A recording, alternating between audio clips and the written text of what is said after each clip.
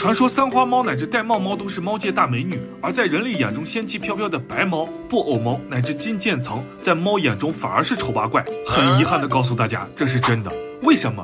其实道理很简单，人类看猫的审美是美貌法则，哪个好看选哪个。而猫看猫的审美是繁衍法则，哪个好生养选哪个。在这种繁衍规则下，三花猫乃至玳瑁猫完美符合公猫的择偶理念。大家可能不知道，自然界里的公猫都是渣男，它们只负责播种，不抚养后代，而且为了种群延续，它们的繁衍理念是尽可能多播种母猫，让更多母猫怀上它们的宝宝。但发情期是有限的，所以公猫时间紧，任务重。举个例子，一只橘猫想跟一只黑猫生宝宝，第一步得先鉴别这只黑猫是不是母猫。喂，你是公的还是母的？你丫才是母的。这种接触一旦弄错性别，两只猫很可能会打起来。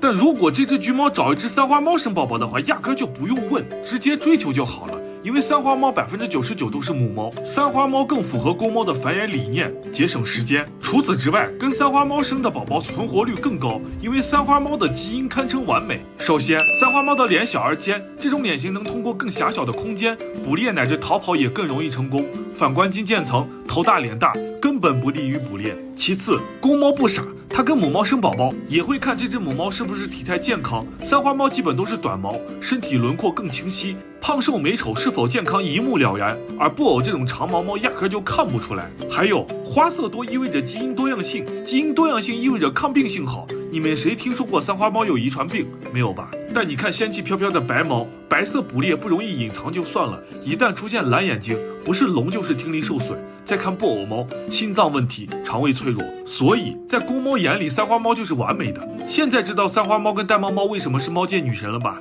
人家当之无愧。